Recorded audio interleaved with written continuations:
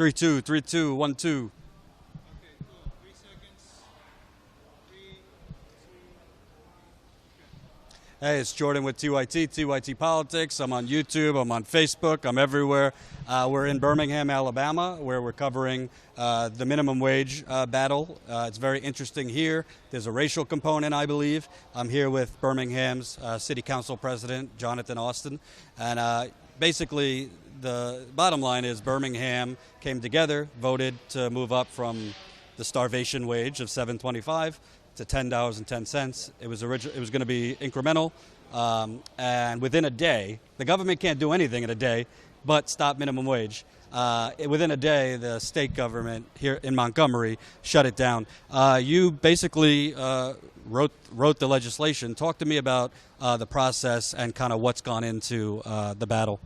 Well, we started about a little more than a year ago with just the community organizers, Ladarius Hilliard, Carlos, which you talked to earlier, and the Millennial Democrats, all of them. We talked to them about it, we met, and we came up with a plan to, and of course we had to look at what other states, what other cities had done across the country to come up with a plan that was feasible, that was attainable, and that also made sense legally from the city's perspective as far as our policing power. And so what we did ultimately was come up with an ordinance that required every city or every business in the city to pay a livable wage. You know, we say the minimum wage right now is $7.25, but you know, that's certainly not a livable wage. And while we raised it to $10.10 an hour, that's really not enough at all anyway. However, in Birmingham, that's what we did. We passed that ordinance originally in probably April, March, April, somewhere last year.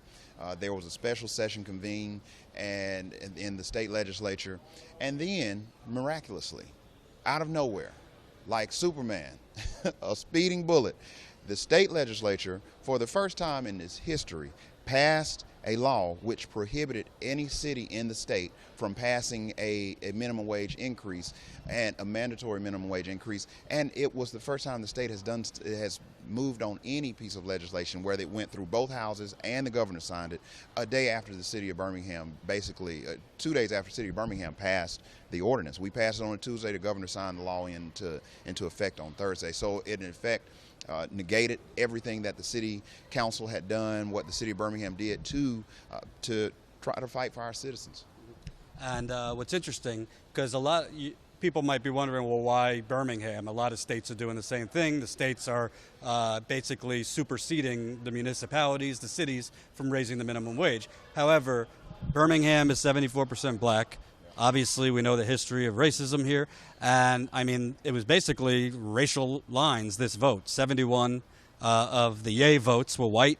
There were 31 votes for the minimum wage. 27 were African American. 4 brave white lawmakers voted to do the right thing. But what's amazing to me is, Alabama doesn't have, even on the books, a state minimum wage. So it goes down to the $7.25. But essentially, you know, in the response, the state government here said, no, there's no racial component to this. It's just we need a uniform minimum wage. We can't have all these different cities.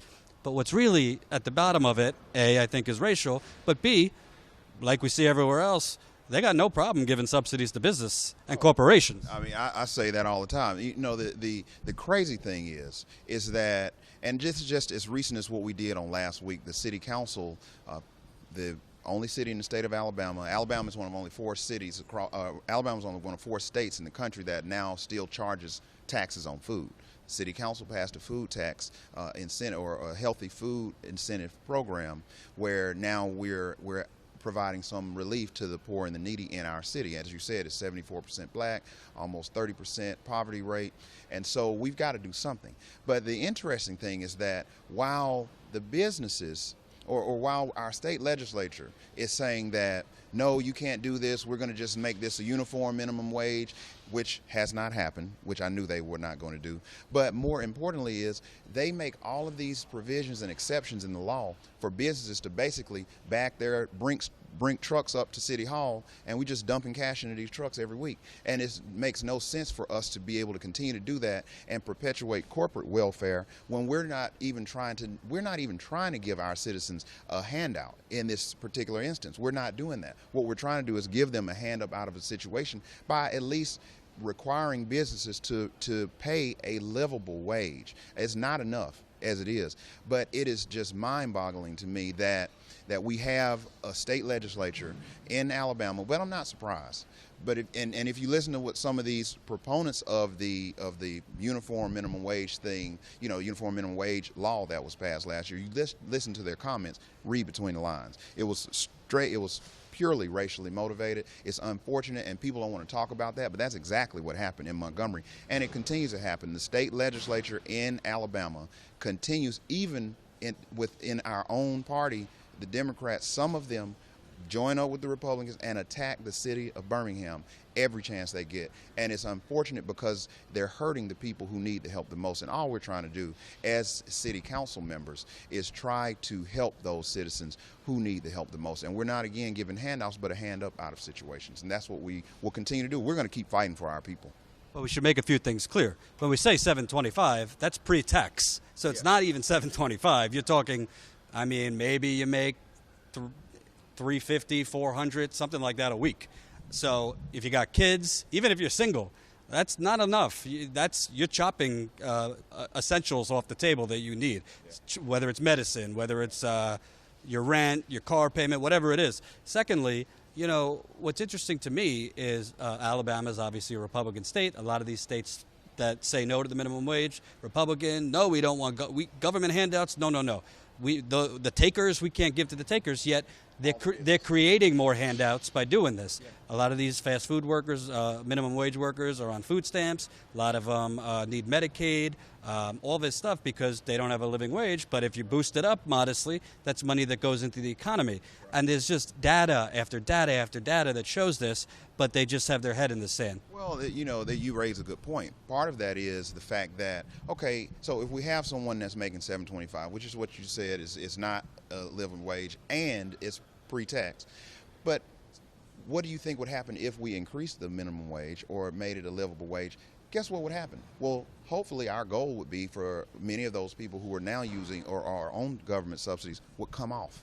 So it begins to reverse the trends of how much money we're continuing to invest every year in these types of programs, and help maybe put that money diverted towards our education, our school system, so that we can continue to graduate more individuals, provide job readiness training for them to go to work right after they graduate from high school if that's what they choose to do. But that's the whole goal. The whole idea is for us to make sure that we are doing everything we can to help our citizens, and that's what we want to do.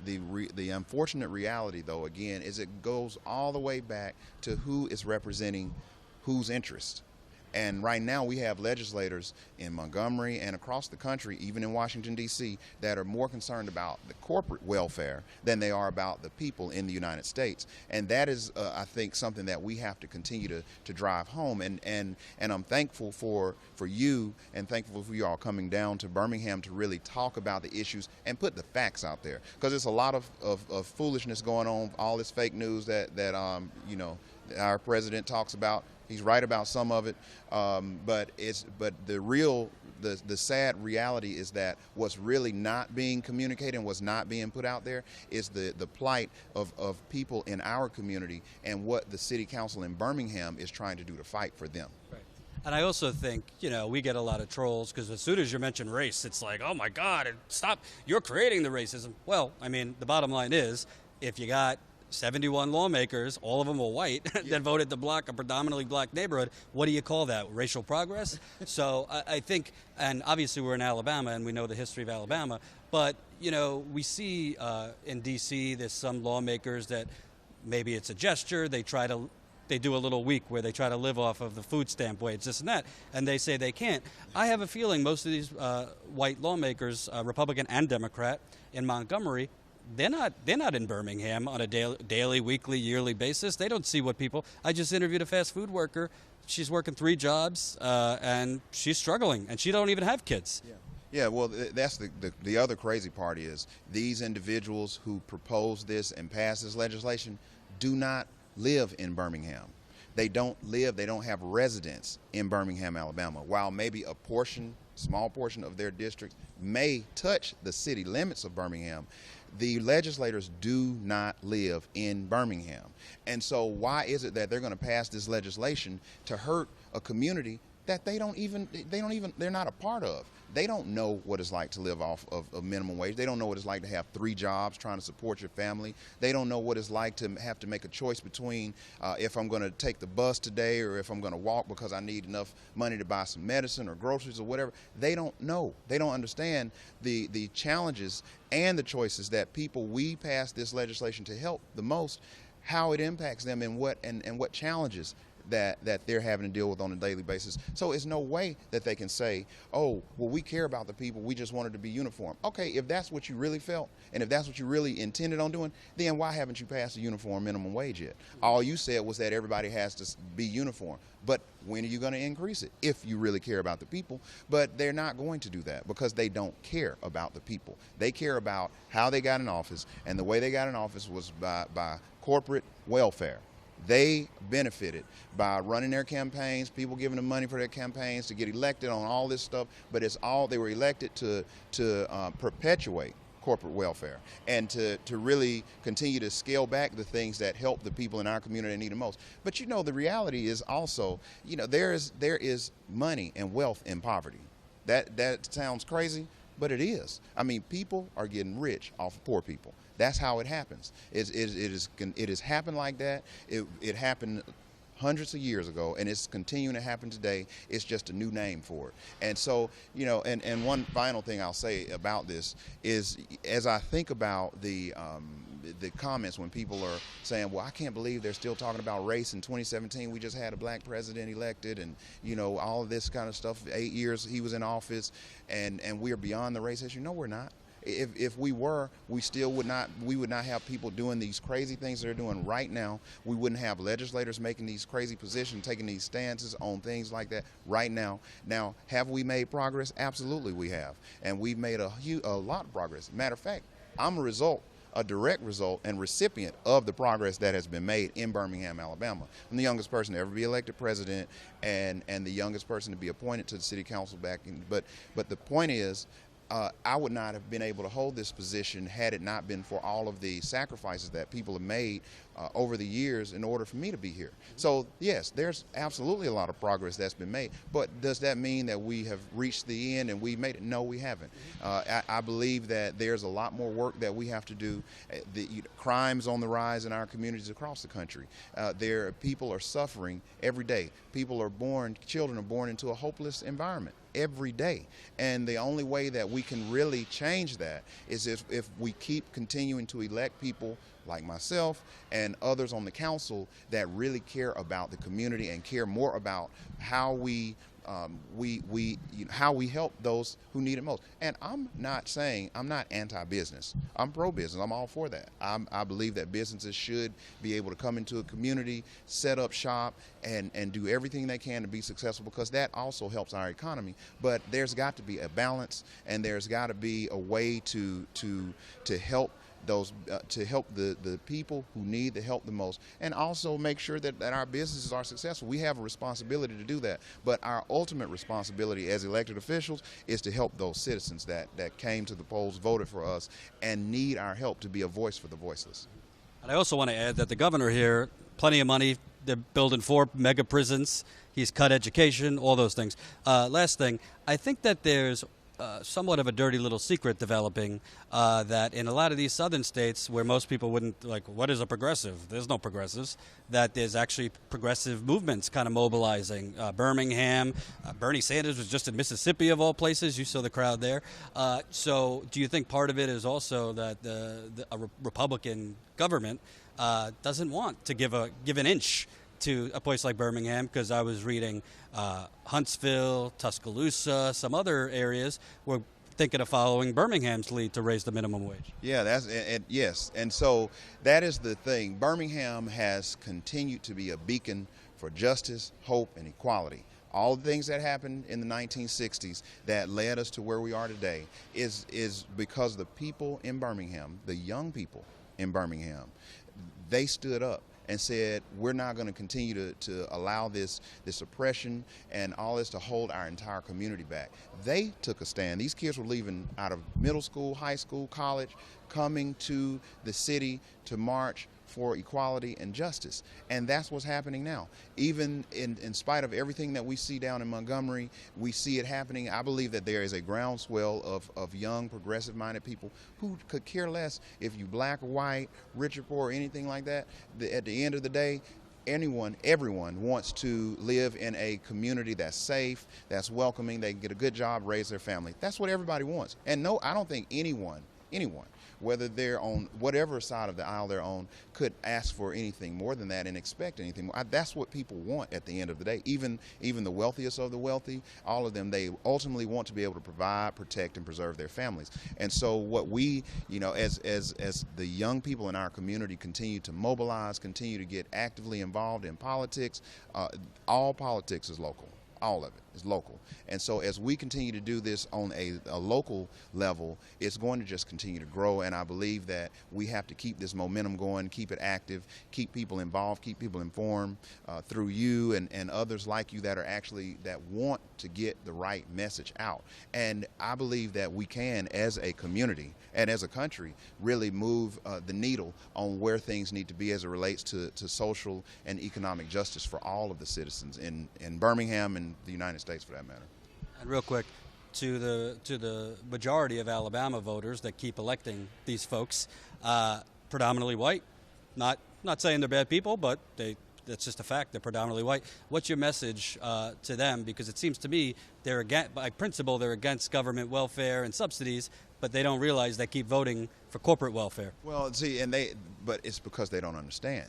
It's like people are all up in arms about, we want to repeal Obamacare, but then the same people are going marching in the streets saying they want to keep the Affordable Care Act.